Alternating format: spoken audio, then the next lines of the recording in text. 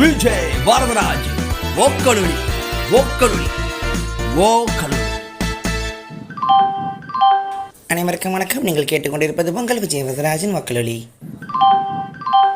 आप है तमिल पीपल का लिसनिंग है विजय वरदराज वक्लुली का पॉडकास्ट ये कहना है. வணக்கம் நேர்களே, இது உங்கள் விஜய் வரதராஜின் வக்லுली.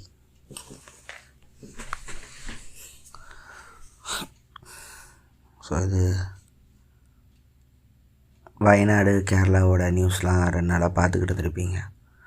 175 பேர் 200 பேர் டெய்லி நம்பர் ஏறிக்கிட்டு இருக்கு.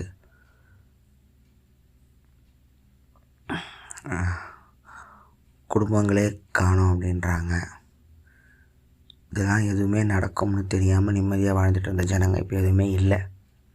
லேண்ட்ஸ்லைட், நிலச்சரிவு, மண் சரிவு. ஃபோட்டோவில் ஒன்றுமே இல்லாத வீடு, நடுவில் ஒரு அழகான ஃபோட்டோ, ஒரு ஹஸ்பண்ட் ஒய்ஃபு குழந்தையோட மாதிரி ஒரு வீடு இருக்குது. அப்படியே அஸ்திவாரத்தோட மண்ணோடு அப்படியே தண்ணிக்குள்ளே ஓடுது. ஆனால் நியூஸ் சேனலில் அவர் வரலையா இவர் வரலையா, எந்த பெரிய ஆள் வந்து பார்க்கல அப்படின்னு தான் ஹெட்லைன்ஸ் போயிட்டுருக்கு. ஒரு அம்மா என் பையன் காப்பாற்ற போன ஒரு பையன் 2வது லேண்ட்ஸ்லைட் அப்போது இறந்து போயிட்டான். வந்துக்கிட்டே இருக்குது. எல்லோரும் போயிட்டுருக்காங்க. மந்திரிங்களால் போக முடியல. அங்கே அவங்க போனால் என்ன, போடனா என்ன, போக முடியல. முன்னாடியே வார்ன் பண்ணாங்க, யாரும் கேட்கல. கேரள அரசாங்கம் தவறாக கையாளுதுன்னு இவங்க ஒரு பக்கம், நாங்கள் எல்லாம் ஒழுங்காக தான் பண்ணுறோன்னு இவங்க ஒரு பக்கம்னு எப்போதும் போல் எல்லாத்தையும் நிம்மதியாக வாழ்ந்துட மாட்டோமான் இருந்த ஜனங்க அதான் அந்த ஜனங்க, பொது ஜனங்க அப்படிங்கிற ஒரு காமன் டேர்மில் இருக்கிறவங்க எப்போதும் அவங்களுக்கு எப்போ என்ன நடக்கணும் அவங்களுக்கு தெரியாது. ஏதோ நடந்துடாதா, நம்பிக்கையாக வாழ்ந்துட மாட்டோமாங்கிற நம்பிக்கையில் அவங்க வாழ்க்கை ஓடிக்கிட்டு இருக்கோம். இப்போ ஒரு 200 பேர் இப்போ இல்லை. ஸோ இது கிளைமேட் சேஞ்ச் அப்படிங்கிற வார்த்தை ஒன்று போடுவாங்க. Climate change, global warming, climate change, globalisation. கிளைமேட்டைசேஷன் 1000 பேர் இருக்குது. Climate change okay climate change அப்படின்னு சொல்லிட்டு நீங்கள் அடுத்த பேஜ் போகலாம், அடுத்த போஸ்ட்டு ஸ்க்ரோல் பண்ணலாம். ஆனால் இது இன்றைக்கி இந்த பாட்காஸ்ட்டில் நம்ம பேசியே ஆகணும். கொஞ்சம் சீரியஸான ரிஸ்க்கான மேட்ரு அது. ஏன்னா திருநெல்வேலியில் 150 வருஷத்துக்கு அப்புறம் மழை பெய்யுது. இப்போ நம்ம ஊரில் நம்ம கெஸ் பண்ணாத மாதத்தில் மழை பெஞ்சிக்கிட்டு இருக்கு. இது வரைக்கும் இந்த மாதிரி வெயில் அடித்ததில்லை அப்படின்னு வெயில் அடித்தது. இது வரைக்கும் இந்த மாதிரி மழை பெஞ்சதில்லை அப்படின்னு மழை பெய்யுது. இது வரைக்கும் இது மாதிரி அப்படிங்கிறது உலகம் ஃபுல்லாக நடந்துகிட்ருக்கிறத நீங்கள் பார்ப்பீங்க. துபாயில் முறை மழை பெஞ்சுது, சவுதியில். அந்த ஊரில் மழையே பெஞ்சதில்லை. அவங்க தண்ணி போகிறதுக்கு ட்ரைனேஜ் சிஸ்டமே கட்டாமல் இருந்திருக்காங்க, எங்கே பெய்ய போகுதுன்னு. So climate change. இந்த ஆந்த்ரோபோசின் அப்படின்னு ஒரு வார்த்தை ஒன்று இருக்குது. ஆந்த்ரோபோசின் ஏஜில் அப்படி நம்ம இருக்கோம். ஆந்த்ரோபோசின் ஏஜ்னால் ஒவ்வொரு யுகங்களாக பிரிக்கிறாங்க சயின்டிஸ்ட்டு. இந்த ஆந்த்ரோபோசின் மனிதனால் பாதிப்படைந்த பூமியுடன் வாழ்கின்ற ஒரு காலம் அப்படின்றாங்க. ஒரு டைமில் பூமியில் ஒரு பகுதியாக மனுஷன் இருந்தான். அப்புறம் அதிகபட்சம் காட்டை கொளுத்தனா, அதுக்கப்புறம் விவசாயம் பண்ணா, அதுக்கப்புறம் லேண்டு, சிட்டி அப்படின்னு கொஞ்சம் கொஞ்சமாக வந்தவன் எல்லாத்தையும் கண்ட்ரோல் பண்ணி இண்டஸ்ட்ரி, ஃபேக்ட்ரி, ரேடியோ ஆக்டிவ் வேஸ்ட்லேருந்து, ஷெர்னோபில்லேருந்து ஆட்டம் பாம் வரைக்கும் அவனால் பண்ண முடிஞ்சு இப்போ அவனால் பாதிப்படைந்த பூமி ஆந்த்ரோபோசின் இப்போ நம்ம வாழ்ந்துக்கிட்டு இருக்கோம். ஸோ இந்த ரீக்ளைம் பண்ணணும், ரீசைலன்ஸ் பண்ணணும், ரீக்ரோத் பண்ணணும், back to native land, back to grassland, back to wholesome எல்லாம் 1000 பேசிக்கிட்டு இருக்கோம். கிளைமேட் சேஞ்ச் அப்படிங்கிறது மிகவும் டேஞ்சரான ஒரு மேட்ரு. ஏன்னா இப்போ ஒரு போர் இருக்குது, கொலை இருக்குது, கெட்டது இருக்குது, ஒரு நோய் இருக்குது, கொரோனா வந்துச்சு, சாவு, கேன்சரு, முடியாமல் போகிறது, மருந்து, மரணங்கள். இவன் தான் எதிரி அப்படின்னு தெரிஞ்சு இதுக்கு ஒரு மருந்து அப்படின்னு எல்லாமே இருக்குது. ஒரு போருக்கு ஒரு தீர்வு அமைதி பேச்சுவார்த்தை. ஒரு நோய்க்கு தீர்வு மருந்து. சரி, இப்போ எல்லா நோய்க்கும் ஆப்ரேஷன் வந்துடுச்சு. இப்படி ஒவ்வொன்றுத்துக்கும் ஒன்று இருக்குது. ஆனால் இந்த எதிரி இருக்கிறதே சைலண்ட்டாக அவன் மேலே பழியும் போட முடியாமல் அதிகபட்சமான மக்களை வருஷம் கொண்டுகிட்டு இருக்கிறவன் நம்ம இந்த இயற்கை தான். இப்போது அதிகபட்ச வெயிலில் ஒரு 50 பேர் செத்துட்டாங்க அப்படின்னு நியூஸ் படித்தா உங்களுக்கு ஷாக்கே ஆகாது. நல்லா யோசிச்சு பாருங்க. ஒரு பஸ்ஸு மோதி ஒரு 4 பேர் இறந்தாங்க அப்படிங்கிற ஒரு ஷாக்கை விட உச்சபட்ச வெயிலால், அதிகபட்ச வெயிலால் 40 வயதானவர்கள் இல்லை ஒரு 50-100 பேர் இறப்பு டெல்லியில், இந்தியா முழுவதும் அப்படின்னா அவன் ஷாக் ஆகாது. வெயில் எவனை வெளியே போக சொன்னது, அவனுக்கு எது வேறு எதாவது முடியாமல் இருக்கும்னு நம்ம கிளைமேட்டை மேலே நம்ம ஒரு பழி போடவே மாட்டோம். இப்போ இன்றைக்கி இந்த லேண்ட்ஸ்லைடு வருது, நீங்கள் யார் மேலே பழி போடுவீங்க? அரசாங்கத்து மேலே போகிறோம். யாருமே அந்த சரிஞ்சு விழுஞ்ச மண்ணையோ, அந்த நேச்சரையோ, அந்த வயநாடோட மலைகளையோ, அதிகமாக பெஞ்ச மழை யாரும் பழிப்பட முடியாது. இயற்கை மேலே பழிப்பட மனசு வராது. சென்னையில் வெள்ளம் வருது, ஒவ்வொரு மழையிலும் சென்னை நனையுது, எல்லாம் அரசாங்கத்தை திட்டுவோம், சரியான பராமரிப்பு இல்லைன்னு தவிர மழை மேலே யாருமே கோவப்பட மாட்டோம். ஏன்னா நம்மளை மீறிய ஒன்று அது பெஞ்சு தானே ஆகணும், அதோட வேலை அது அப்படிங்கிற ஒரு சமாதானத்துக்கு வந்துடுவோம். ஸோ இதுதான் மனிதனோட இயல்பு. அவனால் அவ்வளோதான் முடியும். இயலாமை அது. நேச்சர்கிட்ட வச்சுக்க மாட்டான். நேச்சர்கிட்ட வச்சுக்க வேணான்னு பயத்தில் தான் கடவுள்லாம் கண்டுபிடிச்சான். விண்டுக்கு ஒன்று, காற்றுக்கு ஒன்று, வெயிலுக்கு ஒன்று, நெருப்புக்கு ஒன்று. ஸோ இப்போது கிளைமேட் சேஞ்ச் வந்து ரொம்ப பயங்கரமாக உலகம் ஃபுல்லாக ஆரம்பிக்குது. இதில் என்ன ஒரு கடுப்பான விஷயம் அப்படின்னா, நீங்கள் இப்போ நீங்கள் இருக்கிற இந்த இடத்துல நீங்கள் இயற்கையை போட்டு செஞ்சதுக்கு இந்த ஊரில் பாதிப்பு வராது. வேறு ஒரு நாட்டில் ஏதோ ஒரு கிராமத்தில் ஒரு அழிவு வரும். ஏன்னா உங்களுக்கு இது உங்கள் ஊர், உங்கள் நாடு, உங்கள் தேசம், உங்கள் மாநிலம், உங்கள் மாவட்டம். இயற்கைக்கு அது ஒட்டுமொத்த பூமி, கண்ட்ரோல் அதுக்கு அது வந்து எப்படி பார்க்குன்னு பாருங்கள். அது தன்னோட ஹோலாக பார்க்கும், ஒரு ஹோல் ஆர்கானிசம் அதை கியாவாக பார்க்கும், ஒரு தனிப்பட்ட ஒரு உயிராக பார்க்கும். அதுக்கு இப்போ காலில் வலிச்சா நம்ம மேலே வாய் வழியாக கத்துற மாதிரி தான். ஸோ இப்போ இன்றைக்கி கேரளாவில் லேண்ட்ஸ்லைடு இவ்வளோ பெரிய இறந்ததுக்கும், சென்னையில் வெள்ளம் வந்ததுக்கும், திருநெல்வேலியில் அவ்வளோ மழை பெஞ்சதுக்கும், டெல்லியில் அவ்வளோ வெயில் அடித்ததுக்கும், எத்தியோப்பியாவில் ஆப்பிரிக்க நாட்டில் டெசர்ட்டுகள் வேகமாக வளர்கிறதுக்கும், வேறு ஏதோ ஒரு வளர்கிறதுக்கும் வேறு இடத்துல நடக்கிற விஷயங்கள் காரணமாக இருக்குது. ஸோ கிளைமேட் சேஞ்சில் மட்டும்தான் நீங்கள் பண்ணாத தவறுக்கு நீங்கள் தண்டிக்கப்படுவீர்கள். இதுதான் நம்ம வந்து ரொம்ப வேகமாக வளர்ந்து வந்துக்கிட்டு இருக்கிற ஒரு வில்லன் அவன். அது வந்து இப்போ வேலையை காட்டுது, கண் கூட தெரியுது. இப்போ நம்ம என்ன பண்ண போகிறோம் அப்படிங்கிற கேள்வியில் தான் அந்த பாட்காஸ்ட்டை ஆரம்பிக்கலாம், பாட்காஸ்ட்டை பற்றி பேசலாம் அப்படின்னு தோணுச்சு. இப்போ உனக்கு என்ன பதில் இருக்குது? இப்போ வயநாடுக்கு நம்ம இறந்தவங்களுக்காக அழுவோம், அரசாங்கத்தை புலம்புமே தவிர திருப்பி நடக்காது அப்படிங்கிற ஒரு கான்ஃபிடென்ட்டுக்கு நம்ம வர முடியாது. சுனாமி வந்துச்சு, ஆழிப்பேரலை வந்துச்சு, அவ்வளோ பேர் இறந்தாங்க. கடலை கோச்சிக்கிட்டாங்களா எல்லோரும்? இல்லை கடலுக்கு போக மாட்டோம் நீங்கள் அழிச்சிட்டு யாரும் சொல்லலையே. அந்த கடல் வாழ் மக்களெல்லாம் கடவுளையே தெய்வமாக கும்பிட்டு அதில் இருக்கிற உணவு ஆதாரத்தை வாழ்ந்து கடலை அவங்களும் ஒன்றா வாழ அதே ஜனங்களை தான் கடல் ஒரு நாள் கொண்டுட்டும் போச்சு. இயற்கை இரக்கமற்றது. நான் தான் உனக்கு கொடுத்தேன், நான் உன்னை எடுத்துக்கிறேன் அப்படின்றோம். இன்றைக்கி திருப்பி மக்கள் மீன் பிடிக்க தான் போகிறாங்க, கடலுக்கு நம்ம போயிட்டு தான் இருக்கோம். இப்போ நம்ம மெரினா பீச் போகும்போது ஒரு டைமில் அதில் சுனாமி வந்துச்சுங்கிற பயம் நமக்கு இருக்குது. எங்கேருந்து அது மேலே ஒரு கருணை வருது, ஒரு நம்பிக்கை வருது? இது என்ன ஒரு பேசிக் சைக்காலஜினா, நம்ம ஒன்றும் இல்லை இயற்கை முன்னாடிங்கிறது நம்ம அடி மனசில் இருக்குது. நம்ம என்ன வேணால் சீன் போட்டுக்கலாம். இந்த ஊர் என்னது, இந்த மலை என்னது, இது இந்த எரிமலை என்னது, கடல் என்னது, இந்த ஆறு என்னது, உனக்கு நான் தண்ணி தர மாட்ட வரைக்கும் நம்ம கொண்டுக்கலாம். ஆனால் அதுக்கு முன்னாடி நம்ம ஒன்றுமே இல்லை அப்படிங்கிறதும் நமக்கு தெரியும். அடி மனசில் ஒரு பயம் ஒன்று இருக்கும். அதனால் அது எங்கே போய் புலம்புறதுன்னு தெரியல. நமக்கு அடி மனசில் தெரியும், நம்ம இந்த இயற்கையை எல்லாம் அழித்து தான் நம்ம இந்த இடத்துக்கு வந்திருக்கோம், நமக்கு தெரியும். உலகத்திலே மிகப்பெரிய ஒரு பூமியோட அந்த பேலன்ஸுக்கு வந்து பெரிய ஒரு தீங்கு விளைவிச்சது. நான் என்ன இருக்குன்னு படித்தா அக்ரிகல்ச்சர்னு போட்டிருந்தாங்க. விவசாயம். இப்போது விவசாயத்துக்கு திரும்பி போகிறது அப்படிங்கிறது ஹோல்சம்னு பேசிகிட்டு இருக்காங்க. இயற்கை விவசாயம் வந்து இயற்கையான வாழ்க்கை. அதுவே இயற்கையான காடுகளை அழித்து பண்ண ஹியூமன் மேடு தான். இயற்கையில் விவசாயம் கிடையாது. இயற்கையில் உயிரை கொண்டு ஆடுற வேட்டையும் அப்படியே இருக்கிற வளர்கிற மரங்களையோ காய்கறியோ அப்படியே பறித்து திங்கிற குரங்கு கூட்டம் தான் நம்ம சூஸ் பண்ணி நேச்சர் வந்து வளராது. விருங்களுக்கு நம்ம தான் சூஸ் பண்ணோம். நம்ம சில ப்ரீடை சூஸ் பண்ணோம். வீட், மெய்ஸ், ரைஸ், சில கிராப்பெல்லாம் நம்மளை சூஸ் பண்ணிச்சுங்கிறார் ஹோமோசேப்பியன்ஸ் புக்கில் வந்து யுவால் Nagari. They choose us to survive. அப்படி யோசிச்சு பாருங்கள் அப்படிங்கிறாரு. ஸோ அக்ரிகல்ச்சர் தான் மிகப்பெரிய ஒரு பாதிப்பை ஏற்படுத்துச்சு அப்படின்னும். நிலம் மலத்து போய் மண்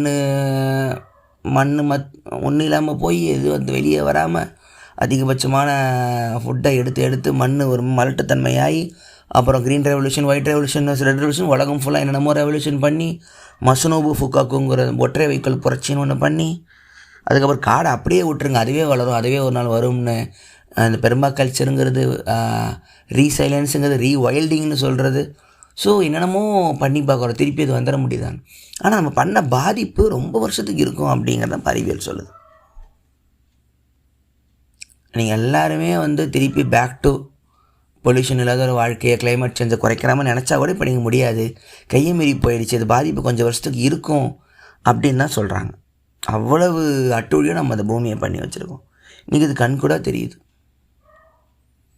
இந்த 150 பேர் ஒரு ஃப்ளைட் ஆக்சிடெண்ட்டோ ஒரு கார் ஆக்சிடெண்ட்டோ உங்களுக்கு ஒரு கோபமாக சில பேர் மேலே வரும்.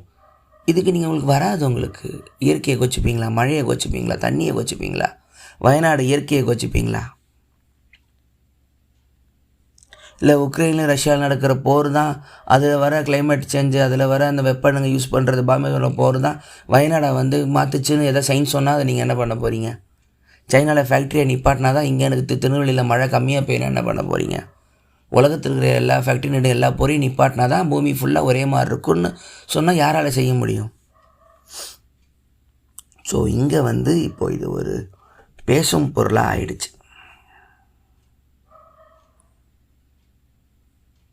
உலகத்திலே உயிர்களை கொல்லக்கூடிய உயிர்களை கொண்டு வாழக்கூடிய ஒரே ஒரு மிருகம், ஒரே ஒரு கோள் பூமி, த ப்ளூ பிளானட். இவ்வளோ பெரிய அண்ட சராசரத்தில் ஒத்தனோண்டு பூமி இப்போதைக்கு நம்ம கண்ணுக்கு நம்ம மட்டும் தான் இருக்கோம். அதில் அழகாக நீர், வாட்டர் அப்படிங்கிற வார்த்தை, ஒரு ஹைட்ரஜன் மாலிக்யூல். அழகான ஒரு இது படித்தேன், ஒரு பாட்காஸ்ட் கேட்கும்போது அதில் ஒருத்தர் அழகாக சொன்னார் ஃபாரினில்,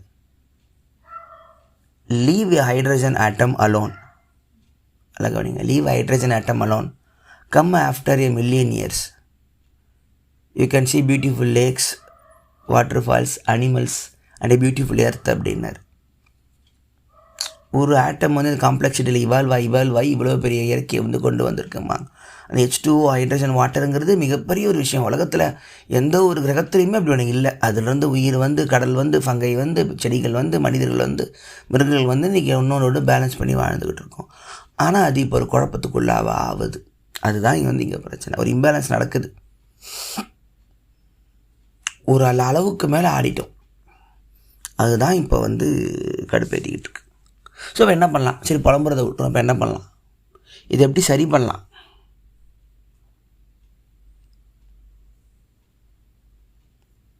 என்னென்னலாம் பொல்யூஷன் வருது நீங்கள் நினச்சிக்கலாம். உங்கள் காரால் தான் வருது, டூ வீலரால் தான் வருது, ஃபேக்ட்ரியால் தான் வருது, போரால் தான் வருது நினச்சிக்கலாம். அக்ரிகல்ச்சராலே வருதுன்றாங்க. அதுக்கு சோறு திங்காமல் இருக்க முடியுமா? ஸோ இதை உலகம் ஃபுல்லாக இதை டேக்கிள் பண்ணணும். இந்த ஒரு ஓக்லொலி பாட்காஸ்ட்டை நீங்கள் நான் பேசி நாளைக்கு உலகம் ஃபுல்லாக மாறிட போகிறதில்ல. இது கேட்குற அந்த 10,000 5,000 பேருக்கு இது போய் சேர்ந்து அவங்க வழி ஏதோ நடந்தால் சந்தோஷம். பிளாஸ்டிக் யூஸ் பண்ணாதீங்க, பேப்பர் பை யூஸ் பண்ணுங்கள், துணிப்பை யூஸ் பண்ணுங்கள், பார்த்து கொண்டு போங்க, ஃபேனை கம்மியாக யூஸ் பண்ணுங்கள், சிக்னலில் வண்டி ஆஃப் பண்ணுங்க. ஒரு டைம் நானும் இதெல்லாம் கலாய்ப்பேன். ஆனால் இன்றைக்கி இவ்வளோ விஷயம் பார்க்கும்பொழுது, கண் முன்னாடி உயிர்கள்லாம் பறி போகிறத பார்க்கும்போது, நம்ம அந்த சின்ன சின்ன விஷயம் பண்ணுறதுனால ஒரு வேளை ஒரு சின்ன மாற்றமாவது இந்த இயற்கைக்கு வந்துடாதா அப்படிங்கிறதா. இப்போ நமக்கு வராத வரைக்கும் இதோடைய எஃபெக்ட் தெரியாது. அதுதான் இங்கே பிரச்சனை. வருஷம் வெயில் பயங்கரமாக ஏறதை உங்களால் பார்க்கவே முடியுது. மழை நீங்கள் ப்ரெடிக்ட் பண்ணுற மாதத்தில் வர்றதில்ல. ஸோ எல்லாமே தப்பாக போயிட்டுருக்கு. இப்போ தான் வீட்டில் சின்ன தோட்டம், வீட்டு பால்கனியில் அம்மா செடி வச்சுருப்பாங்க. அப்புறம் நானும் இந்த பெர்ஃபெக்ட் டேஸ் படம் பார்த்துட்டு அவரை மாதிரி ஒரு ஸ்ப்ரே வாங்கி டெய்லி காலையில் எல்லா செடிக்கும் தண்ணி ஸ்ப்ரே பண்ணுறதை பழக்கமாக வச்சுருந்தேன். கொஞ்சம் மனசுக்கு நல்லா இருந்துச்சு. ஒரு அழகான ஒரு மெடிடேட்டிவ் ஹேபிட் மாதிரி வச்சுருக்கேன். காலையில் எழுந்திரிச்சு அதை ஒரு முறை ஃபுல்லாக ஸ்ப்ரே பண்ணிட்டேன்னா ஏதோ ஒரு அமைதி. ஒரு புத்தர் சிலை ஒன்று இருக்கும், டெய்லி வண்டிங்க போகிறத தூசி இடாத ஒரு முறை க்ளீன் பண்ணிட்டு அப்படியே வந்துடுவேன். அது நல்லா இருக்குது. அதை பற்றி படிக்கும்போது ஹோம் கார்டனிங் படிச்சுட்டு இருந்தேன். நெட்டில் என்னென்னலாம் செடி வைக்கலான்னு தேடும்போதெல்லாம் அது ஒரு உலகத்துக்குள்ளே போச்சு. என் ஃப்ரெண்டு வீட்டுக்கு போனேன். அவர் ஒரு கார்டன் வச்சுருந்தார். இளவெண்ணில் ஒரு ஃப்ரெண்டு செம்ம டவுனாக இருக்கும்போது இந்த பால்கனியில் நின்றுவேன். தலை கொஞ்சோண்டு செடி இருக்கும், பால்கனியில் தோட்டம் இருக்கும், சின்ன அழகான புத்தர் சிலை வச்சுருக்காரு. நின்று அமைதியாக ஒரு 5 நிமிஷம் நின்றுனா மனசு அப்படியே அமைதியாகிடும். திருப்பி பழைய கடுப்பை திருப்பி அடுத்த கடுப்பு வேலையை பார்க்க ஆரம்பிச்சிருவேன் அப்படின்னார். ஸோ ஒரு பால்கனியில் ஒரு 10 செடி இருக்கிறது ஒருத்தரோட மனசையே மாற்றக்கூடிய அளவுக்கு ஒரு ஒரு சக்தி அதுக்கு இருக்குது. ஸோ அது படிச்சுக்கிட்டு இருந்தேன். எல்லா வீட்லேயும் தோட்டம் வச்சா எப்படி இருக்குன்னு வச்சுக்கிட்டு இருந்தேன். தோட்டம் வச்சுக்கிறனால மழை ஒரு ஊருக்கு வருமா, எல்லா வீடும் வச்சான்னு வச்சுக்கிட்டு இருந்தேன். அப்படியே ஒரு மாதிரி தாட்டு போயிட்டே இருந்துச்சு. இப்போ நெட்டில் படிக்கும்போது ஹோம் கார்டனிங் வந்துச்சு, பெர்மாகல்ச்சர் ஒன்று வந்துச்சு, ரீவைல்டிங். நாங்கள் தான் படிக்க ஆரம்பித்தேன். இயற்கையை திருப்பி பழைய விஷயத்துக்கு கொண்டு வருதுன்னு சொல்லிட்டு ஒரு பேரன் லேண்டோ எதையோ எடுத்துகிட்டு அதை தொல்லை பண்ணாமல் அப்படியே பல வருஷத்துக்கு விட்டுட்டா திருப்பி பழையபடி அதுவாகவே பூச்சிகள், சிலந்தி, ஃபங்கை, செடிங்க அதுவாக முளைச்சி மிருகங்களாம் அது ஒரு அட்ராக்ஷனாக வந்துடுது. மனிதன் இயற்கையில் கை வைக்காமல் இருந்தாலே ஹீல் ஆகிடுது அப்படிங்கிறான். நம்ம பாரிஸில் கோவிட் டைமில் டால்ஃபின் 2வது வாரமே வெனிஸ்குள்ளே வந்துச்சுன்னாங்களே, நம்ம எல்லோரும் மூட்டிக்கிட்டு வீட்டுக்குள்ளே இருந்த உடனே டால்ஃபின் வெனிஸ்குள்ளே ஓடிச்சும்பாங்க. அந்த மாதிரி தான். ஸோ இது ரீவைல்டிங் அப்படின்றாங்க. சில காட்டில் அழிஞ்சு போன மிருகத்தை தெரிஞ்சு இன்ட்ரடியூஸ் பண்ணுறது. இப்போ தமிழ்நாட்டில் புலிகள் இன்ட்ரடியூஸ் பண்ணி ஏதோ பிரச்சனையாச்சுன்னு ஏதோ படிச்சுக்கிட்டு இருந்தேன். உண்மையாக போய் சரியாக தெரியல. அது இன்ட்ரடியூஸ் பண்ணி அதன் மூலமாக அடுத்த மிருகத்தை அது மூலமாக ஒரு இதில் நிறைய மிருகங்கள் அதிகமாக இம்பேலன்ஸ் ஆயிடுச்சுன்னா அது வேட்டையாட ஒரு மிருகத்தை விட்டு பேலன்ஸ் பண்ணுவாங்க அப்படிம்பாங்க. ஸோ அந்த மாதிரிலாம் நார்த்தன் அலாஸ்கா, கனடாவில் ஒவ்வொரு ஊர்லேயும் என்னெல்லாம் ட்ரை பண்ணாங்கன்னு உட்காந்து படிச்சுக்கிட்டு இருந்தேன். இந்த சின்ன வயசில் நேஷனல் ஜியோகிராஃபிக் சேனல்லாம் பார்க்கும்பொழுது இந்த வேட்டையாடுற வீடியோலாம் வரும்.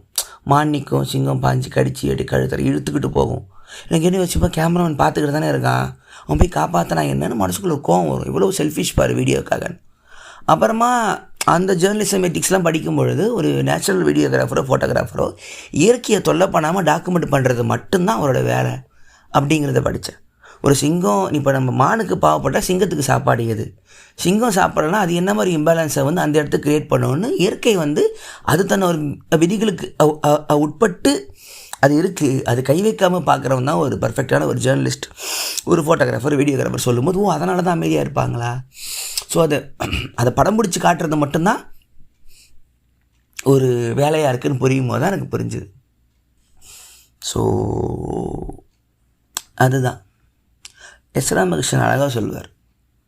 நீங்கள் இயற்கை அப்படின்னா ஒரு பச்சை பசேலான ஒரு புல்வெளி, அழகான மரம், பூத்து குலுங்கும் பூக்கள், ஒரு பட்டாம்பூச்சிகள் பறக்கும் நினச்சிட்டு இருக்கீங்க. தவறு.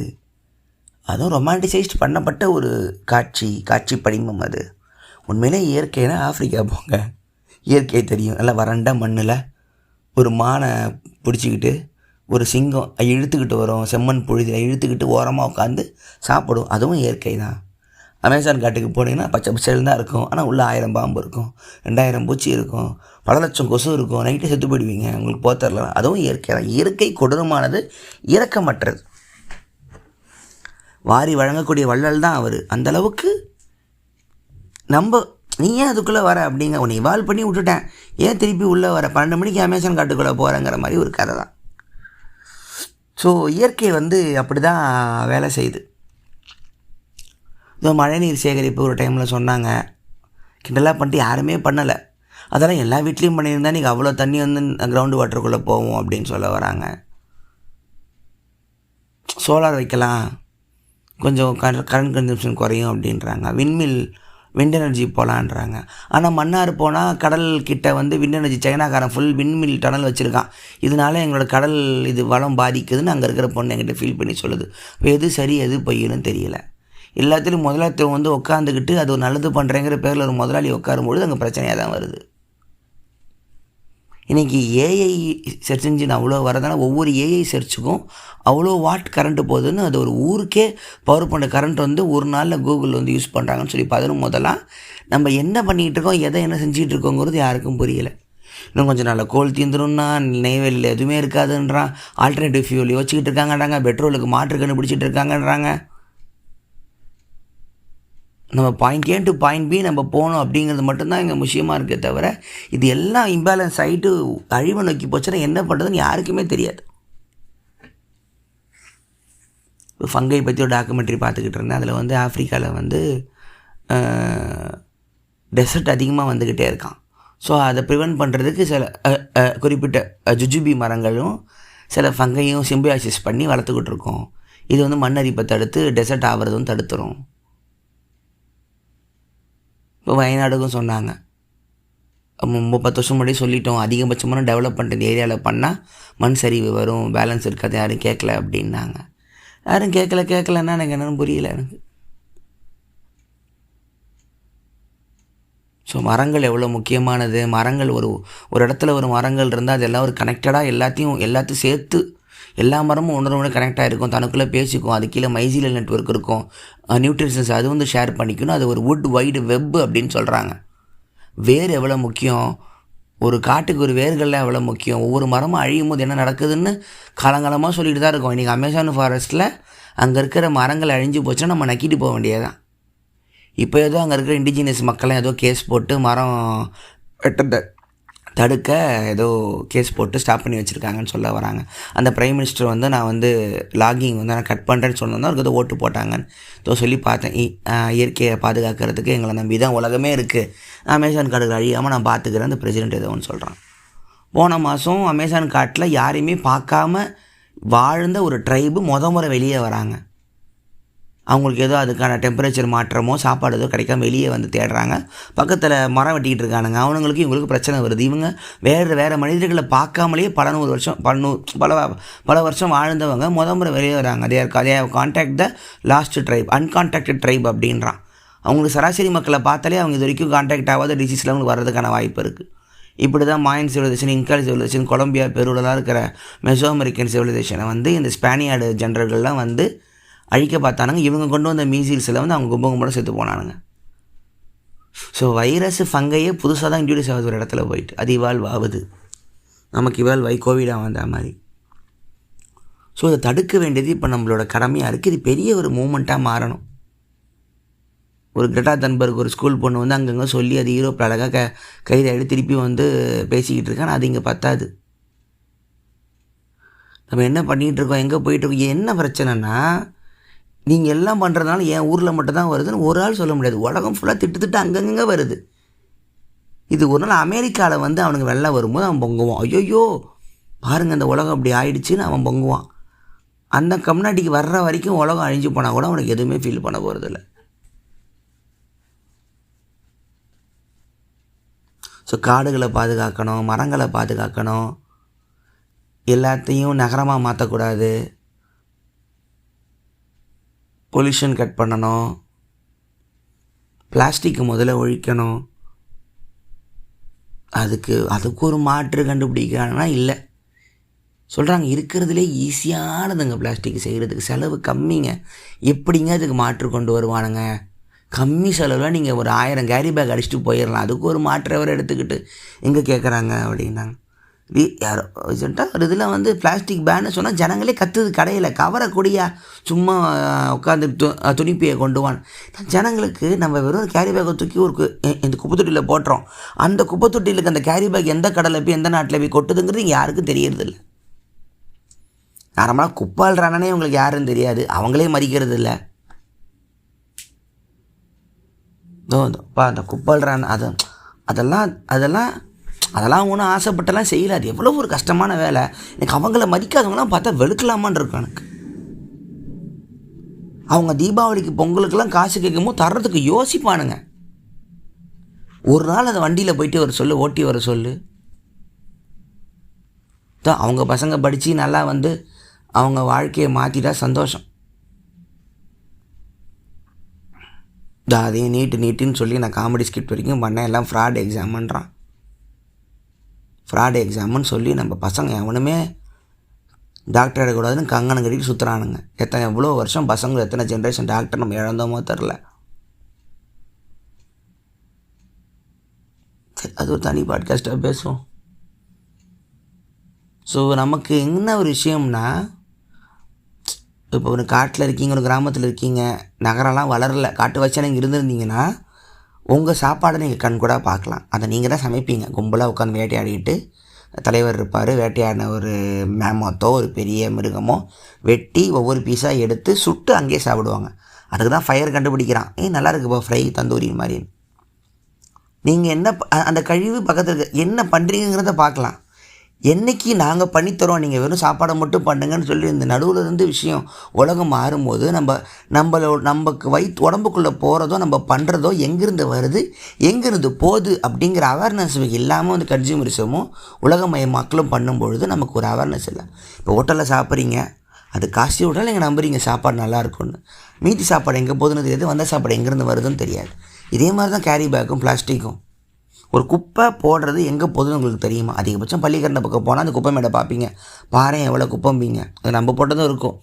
அந்த ஒரு 2 செகண்ட் ஃபீலிங் கொட்டிட்டு திருப்பி வண்டி தாண்டி போயிருமே தவிர அது எங்கேருந்து இது என்ன ஆகும், அந்த ஏரியா என்ன ஆகும், அந்த ஏரியா பறவைகளோட சரணாலயமாக இருந்துச்சு, இப்போ இது எங்கே மக்காதா, பிளாஸ்டிக் மக்காதே, இவ்வளோ இது எங்கே போகும் யோசிக்கிறதுக்கு நேரம் இல்லை. ஐடி சென்டருக்கு பக்கத்தில் இருக்குது, முதலாளித்துவம் வந்து பக்கத்தில் இருக்குது, எல்லாருக்கும் அவங்க வேலைக்கு போகிறதுக்கு சிக்னலை தாண்டி தான் ஒரு முறையும் போவோம்.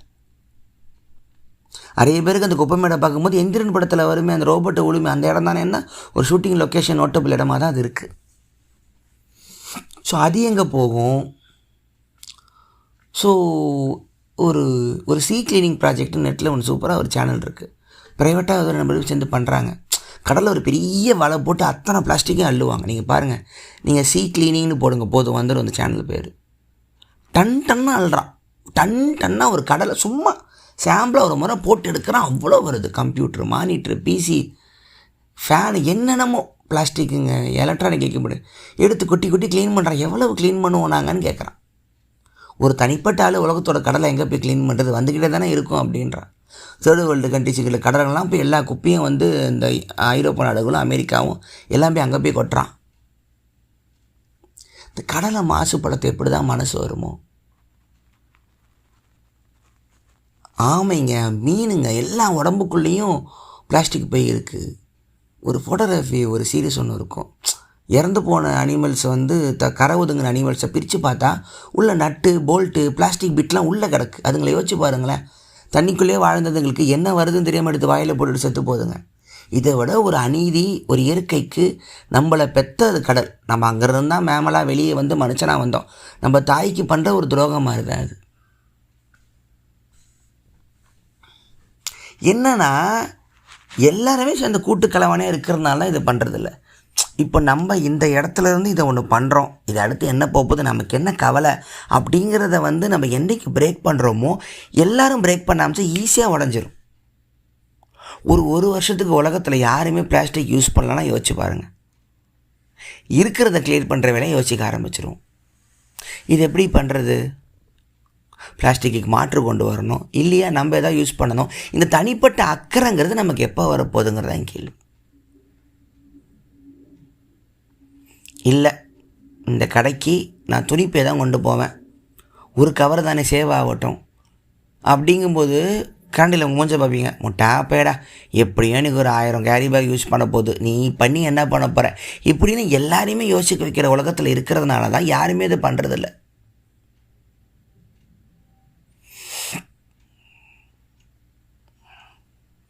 ஸோ இந்த பாட்காஸ்ட் கேட்குற எல்லாருமே தயவு செஞ்சு கிளைமேட் சேஞ்சை கொஞ்சம் பார்த்துட்டு உங்களால் என்ன முடியும் அப்படிங்கிறத கொஞ்சம் நீங்கள் பாருங்கள். உங்களை முட்டாள்னு சொல்லிட்டோம், இந்த பாட்காஸ்ட் கேட்குற எல்லாரையுமே வந்து முட்டாள், என்ன அன்பு ஹோல்சம் கனெக்டடாக இன்டர் கனெக்டெலாம் பேசிக்கிட்டு இருக்காங்க, ஏன்னா முட்டா பையன் அவன் கூட நீங்கள் சொன்னாலும் அவங்கள யாரும் கண்டுக்க. நீங்கள் என்ன பண்ணுறதுன்னு யோசிங்க. இது ஒரு சின்ன மூமெண்ட்டாக அடுத்து பெருசாக போட்டோம். உங்கள் வீட்டில் முதல்ல தோட்டம் வைங்க, நல்லா இருக்காது. சும்மா ஒரு 10 செடியை வைங்களேன், உங்கள் லைஃபே மாறுதுன்னு அடித்து சொல்கிறேன். எவனா டிப்ரெஸ்ஸாக இருக்கீங்க, தனியாக இருக்கீங்கன்னா 5 செடியை வாங்கி டெய்லி தண்ணி ஊற்றி போகிறது போதும். பிளாஸ்டிக்கை கட் பண்ணி பாருங்கள், கரண்ட்டை சேவ் பண்ணி பாருங்கள், சிக்னலில் வண்டியை ஆஃப் பண்ணி பாருங்கள். முதல்ல படிங்க. நம்ம ஊர்லேயும் என்னென்ன மாற்றலாம் உலகம் யாரோ பண்ணுற தவறுக்கு யாரெல்லாம் பாதிக்கப்படுறான்னு படிங்க. என்ன பண்ணுறது உங்கள் ஃப்ரெண்ட்ஸ் கிட்டலாம் சொல்லுங்கள். எதை தான் நம்மளால் சேவ் பண்ண முடியும்னு பாருங்கள். இதை வந்து ஒரு பெரிய மூமெண்ட்டாக அரசாங்கம் எல்லாம் பேனிக் ஆகிட்டு எடுத்தால் தான். இப்போ நீங்கள் வயநாடு நியூஸை நீங்கள் ஃபாலோ பண்ணுங்கள். கேரளா கவர்மெண்ட்டு மேலே ப்ளேமாக முடிஞ்சு அவரோட சிஎம்மோட பதிலாக தான் அந்த நியூஸ் முடியுமே தவிர, ஏன் இவ்வளோ அதிகபட்ச லேண்ட்ஸ்லைடு இந்த ஊருக்கு வந்துச்சு, அப்படி என்ன நம்ம தவற விட்டோம் அப்படிங்கிறது யாரும் பேச போகிறதில்ல.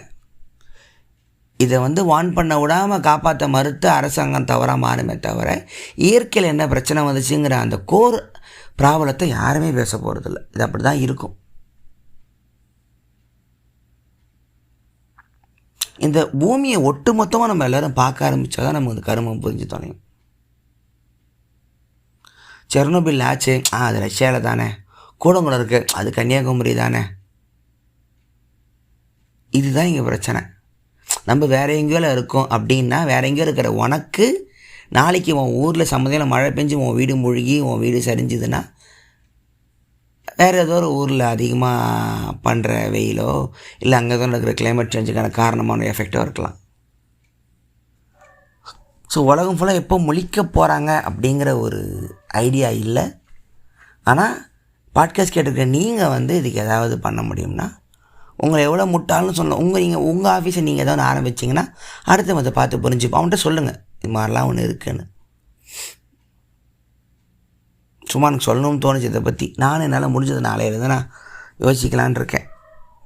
ஏன்னா இது நம்ம பூமி, நம்ம கிரகம். என் நாடு, என் ஊரெல்லாம் இல்லை, என் பூமி, என் கிரகம். நான் இதில் தான் பிறந்தேன், இதில் மட்டும் தான் நான் பிறக்க முடியும். நானும் அந்த பூமியும் ஒன்று, வேறு கிடையாது. அதை புரிஞ்சுக்கிட்டு நீங்கள் போயிட்டு தயவு செஞ்சு உங்கள் வானத்தை பாருங்கள். அது உங்களுது, உங்கள் வானம், அது உங்களுக்கு சொந்தம். அது எவனும் எடுத்துக்க முடியாது, எவனும் சொந்தம் கொள்ள முடியாது. அந்த நட்சத்திரம்லாம் பல கோடி வருஷம் முன்னாடி செத்து போச்சு, அது உங்களை பார்த்துக்கிட்டு இருக்கு. நீ இந்த பூமியை பார்த்துக்கோன்னு. சூரியன் உங்களுது, நிலா உங்களுது, பூமி உங்களுது, செடி கொடி ஆறு மலை கடல் எல்லாம் உங்களுது. அவன் எந்த மயிரம் 1000 சொல்லிட்டோம். இது ஒரு பார்டர், இதை தாண்டி நீ போகக்கூடாதாங்க. வேறு மக்கள் அவங்க வேறம்மா, அதையும் காதில் வாங்காதீங்க. இது எல்லாமே இந்த ஒட்டுமொத்த அந்த பேல் ப்ளூட அந்த ஒட்டுமொத்த உருண்டு அந்த பூமியே உங்களுது. நம்ம தான் அதை நல்லா பார்த்துக்கணும்.